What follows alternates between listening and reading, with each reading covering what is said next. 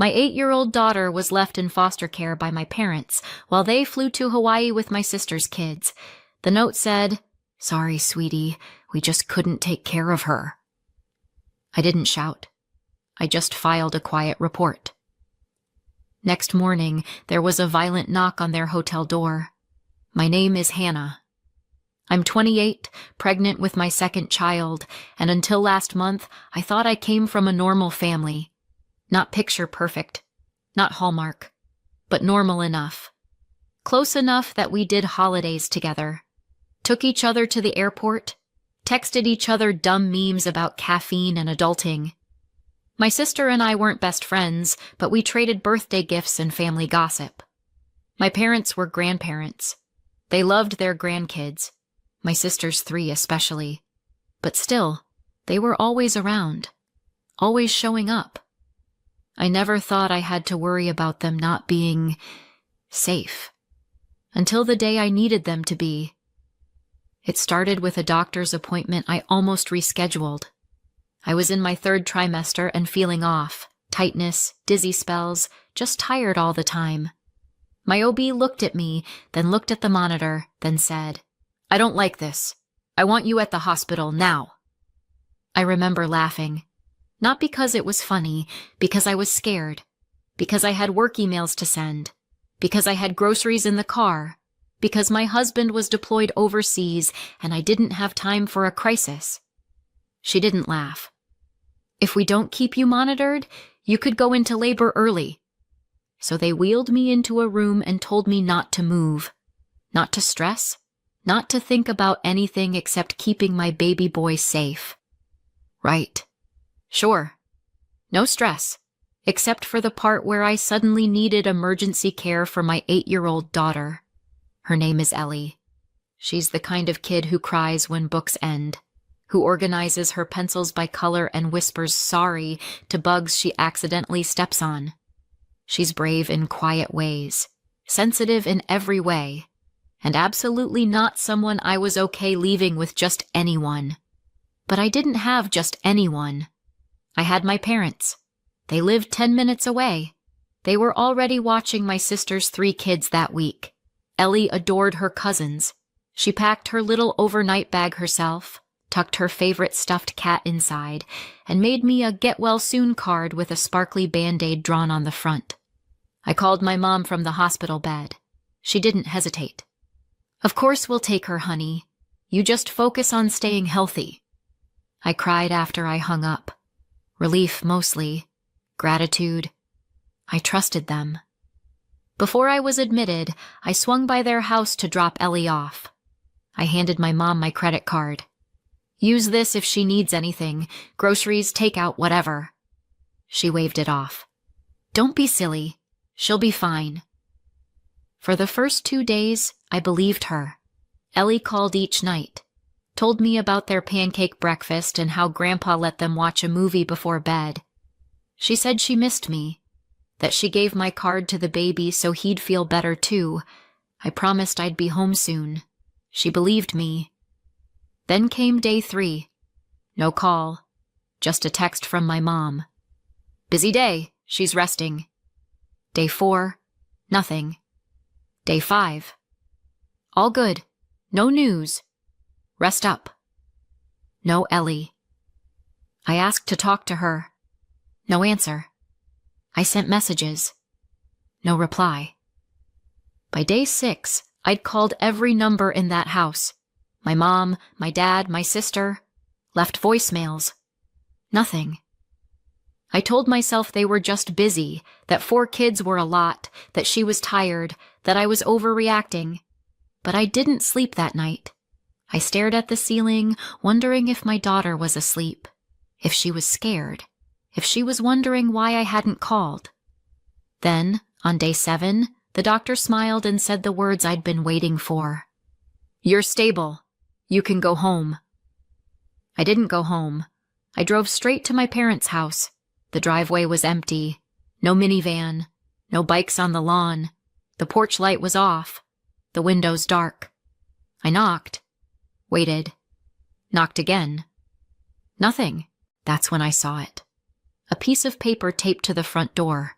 slightly crumpled, slanted. Ink faded at the edges like it had been there a while. It said, "Sorry, sweetie. Things got too hectic. We made other arrangements. She's fine."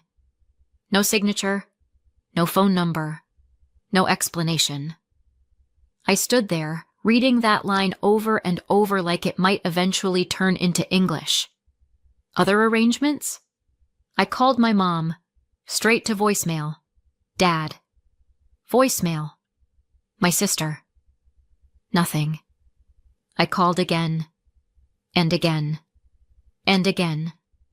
Nothing. I don't remember getting back in the car, just the sound of my heart in my ears and the word arrangements bouncing around my skull like a pinball. I drove to the nearest CPS office and walked in still wearing hospital socks. I gave them my daughter's name. My name.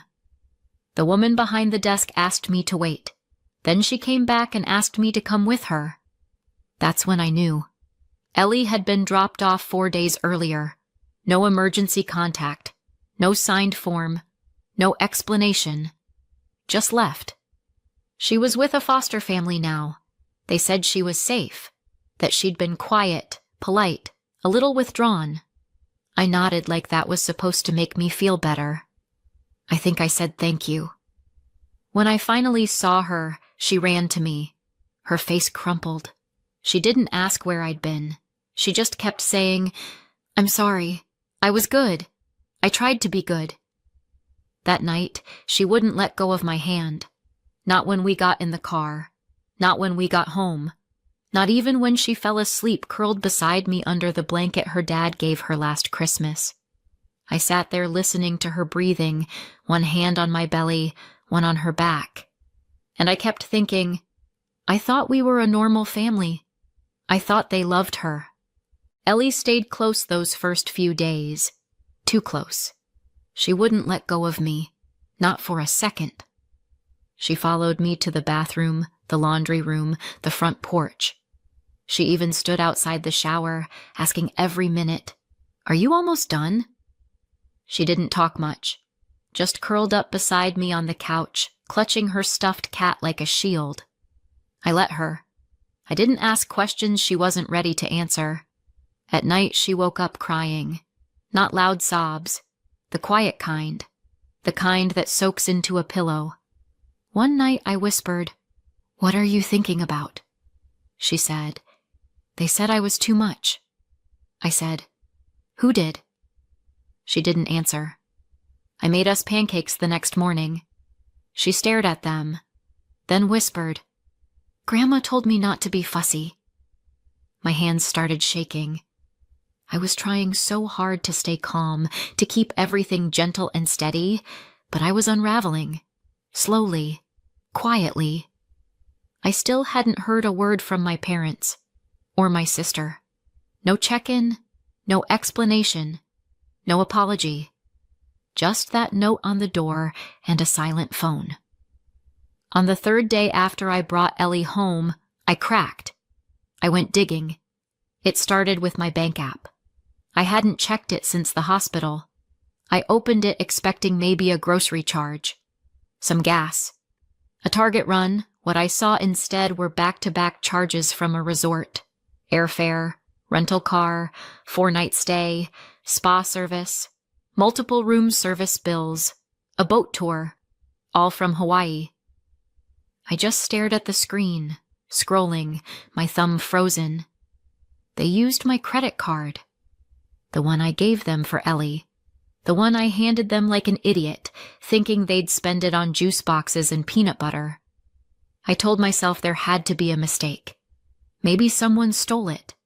Maybe it got hacked. Maybe... And that's when I opened Instagram. I don't even know what I was searching for. I clicked on my sister's profile. There it was. A story highlight titled, "Aloha! Palm trees, cocktails." A group shot. My parents, my sister, her husband, all 3 of her kids, smiling in lays with the ocean behind them. Caption, "Family vacation before school starts." Family. Not one word about Ellie. Not one clue she ever existed. They left my daughter in foster care and flew across the ocean with my sister's kids, and then had the audacity to call it a family trip. I felt something snap. Cold. Clean. Like a rope breaking. I called my mom first. No answer. Then my dad. Then my sister. I tried again. And again. Finally, my sister picked up. I didn't even wait for hello. "Where is Mom?" "Oh, she's out by the pool." "Why?" "You left Ellie in foster care and went to Hawaii." Long pause. Then, "We didn't leave her in foster care. We just couldn't take care of her, okay? You were in the hospital. We had this trip planned. It wasn't ideal." I couldn't breathe. "You abandoned her." "She's fine," she snapped. "You're blowing this out of proportion." "Where is my daughter in your photos?" "What?" "In your family vacation post. Where's Ellie?" "She's not my kid, Hannah." I went silent. That hurt more than I expected. She kept going. "You're being dramatic. Mom was overwhelmed. The kids were already packed. What were we supposed to do, cancel the whole thing?" "Yes," I said. "Yes, that's exactly what you were supposed to do." "She's not a baby. She's 8. I hung up. My phone rang less than a minute later. My mom. I picked up. Her voice was chipper. "Honey, I was going to call you." "When?" "What? When exactly were you planning to tell me that you left my child in the care of strangers and flew to a luxury resort using my money?" She went quiet. Then, "We didn't know what else to do. We were overwhelmed. Ellie is not easy." "Not easy." My voice cracked. "She made you cards. She packed her own bag. She did everything right." She cried. All the time. She didn't want to eat. She asked for you nonstop. I couldn't handle it. She's a child. And I was in the hospital. My mom's voice turned cold. "Well, maybe don't get pregnant again if you can't handle it." I laughed. I actually laughed. That bitter, breathless kind that comes out when nothing else will. "I'm done," I said. "Don't be dramatic. Save it. You already made your choice." "Hannah." I hung up. Ellie was on the stairs. I hadn't realized she was listening. She looked at me and said, "Grandma's mad?" I walked to her and knelt down. "No, Grandma's not mad. But I am. And that's okay." She looked at me for a long time. Then she asked, "Are we going to Hawaii too?" I felt my throat tighten. "No," I said. "We're doing something better." The night I filed the police report, I didn't tell anyone. Not even my husband. It wasn't revenge. It was reflex. They used my credit card to fly to Hawaii while my daughter was in foster care. I didn't scream. I didn't threaten. I just opened my laptop and wrote everything down. Dates, screenshots, charges, the note on my door. I submitted it online and went to bed with my daughter's hand curled around mine. On the next day, things exploded. It started with a voicemail from my sister. No greeting, just, "Are you out of your mind? You called the cops on Mom and Dad while they were on vacation? What the hell is wrong with you? Do you have any idea what you've done? They're humiliated." Then came the text from my mom. "The police came to our hotel room. Our room, Hannah. We had to explain ourselves like criminals. I hope you're satisfied." I stared at the screen. I imagined the knock on the door, the surprise, the panic, the way they probably looked at each other, still wearing lees, holding cocktails, pretending nothing was wrong. And for once, I didn't feel guilty. Not even a little. That night, I opened Instagram and checked my sister's profile. She had deleted the Hawaii highlights, but in their place, she posted a long, blurry paragraph over a black background. "Sometimes people will ruin your peace just to punish you for telling them no. Sometimes they'll call the police and weaponize your pain, but the truth always comes out. 38 likes. 2 comments. I took a screenshot and filed it in the folder I was quietly building. They came to my door the next morning. I saw them through the window. My mom, my dad, and my sister, all standing on the porch like some warped family portrait. My mom held a reusable grocery bag. My sister was already fuming. I didn't invite them in. I stepped outside and shut the door behind me. "Hannah," my mom said, "we need to talk. You had your chance. You humiliated us." I folded my arms. "You left Ellie." My sister cut in. "We didn't abandon her. We made a decision. It wasn't easy." "You went to a beachfront resort," I said flatly. "On my dime. You handed my daughter to strangers and then ordered room service." Dad's voice was tight. "We thought she'd be fine." "She wasn't. She thought she did something wrong. She cried every night, and none of you cared." My mom stepped forward. "We care. Of course we care. We just... She's not easy, Hannah. You know that." I froze. "What did you say?" "She's difficult. She gets overwhelmed. She cries over everything. She wasn't adjusting. We thought it would be better for everyone." I laughed. "You thought foster care was better. She needed structure," my mom snapped. I took a step closer. "She needed love, not a punishment." The door behind me opened. Ellie stood there, hugging her stuffed cat, looking straight at them. My sister smiled like she was on a stage. "Hey, sweetheart." Ellie didn't move, didn't speak. My mom softened her voice. "We brought your things, your book, your brush." Ellie said, "Why didn't you come back?" The silence that followed felt like gravity. My mom blinked. "We thought it was best."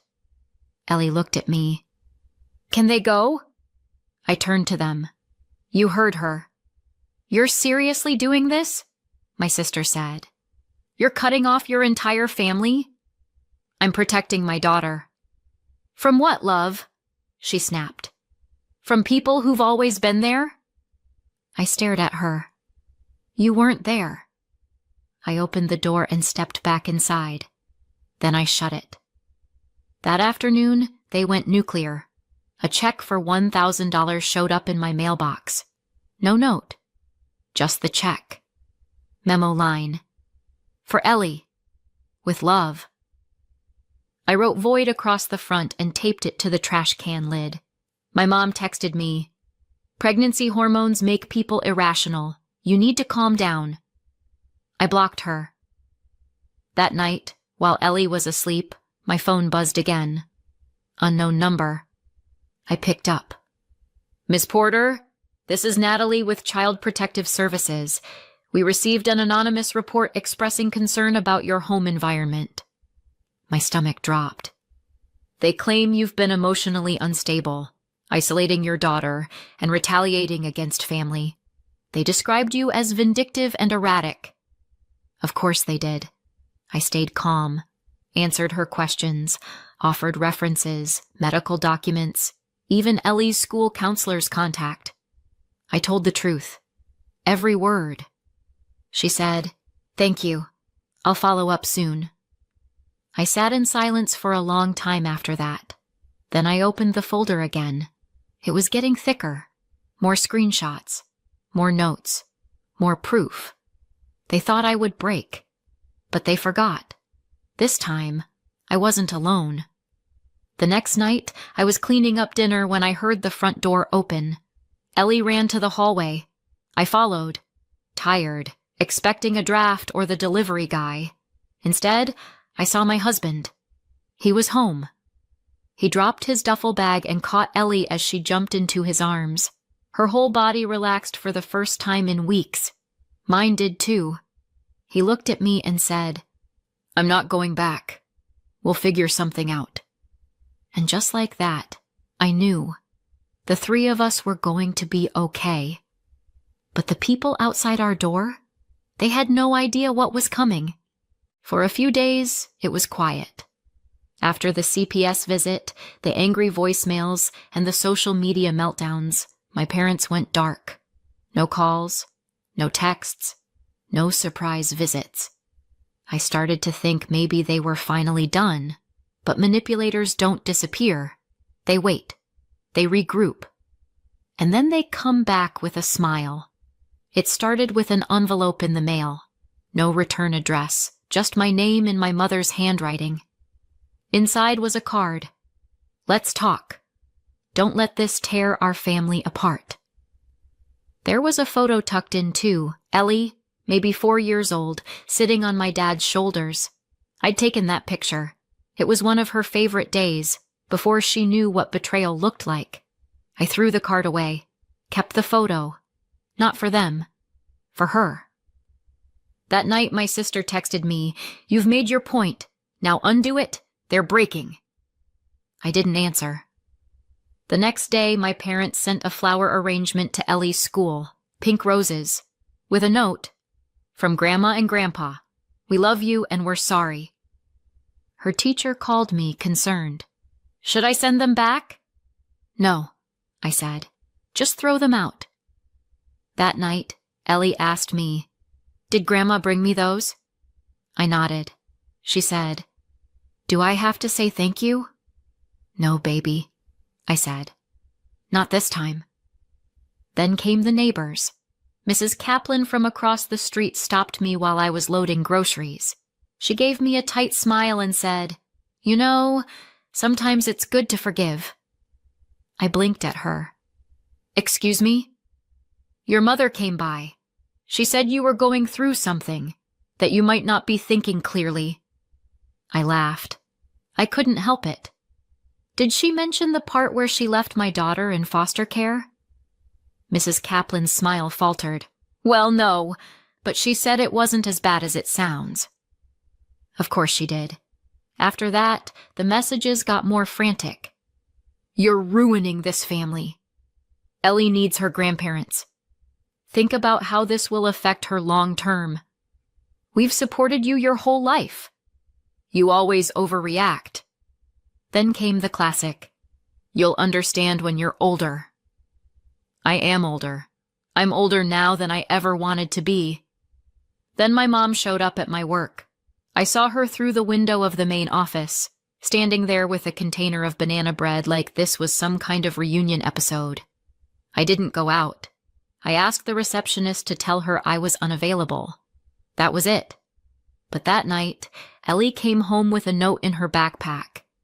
No name, no handwriting I recognized. Just a sticky note tucked between her notebooks. "Don't blame your mom. She doesn't mean to keep us away." Ellie handed it to me with wide eyes. "Is this from Grandma?" I didn't lie. "Probably." She didn't say anything after that, just quietly went to her room and shut the door.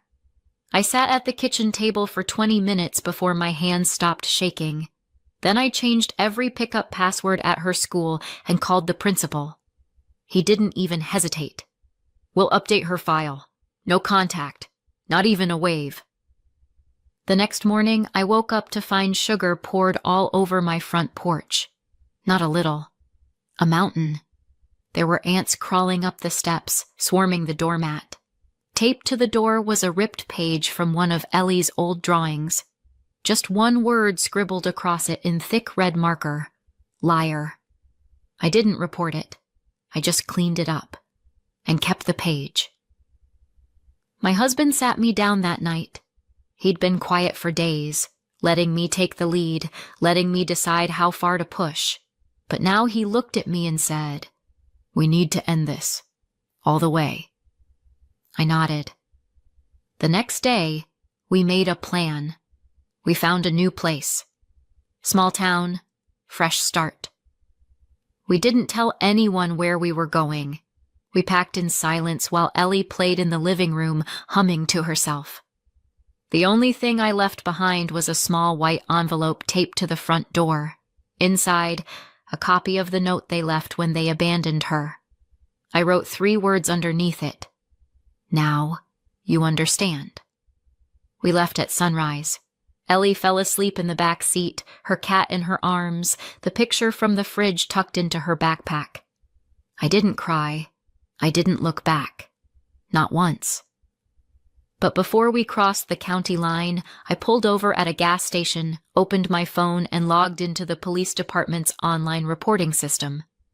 I uploaded the note they left, the screenshots, the bank records. I didn't add commentary, just facts. When I hit submit, I felt my hands stop shaking, for the first time in weeks. Fast forward 10 months. They were charged, child endangerment and fraud. No jail time, but fines, a record, and a court order. No contact with Ellie. Ever. We moved. Quiet town, small house, lemon tree in the yard. The baby came early, healthy, loud, perfect. Ellie calls him Captain Yawn. She reads to him every night. My husband works from home now. He makes breakfast, sings lullabies, leaves love notes in my coffee mug. She's okay now. Really okay. Last week, she taped a drawing to the fridge. The 4 of us, standing under a big yellow sun. She titled it, Our Real Family. And sometimes, when she thinks we're not listening, she looks at her little brother and whispers, You're safe now. That's all I need. Do you think I did the right thing? Or did I go too far? Let me know in the comments and hit subscribe for more stories.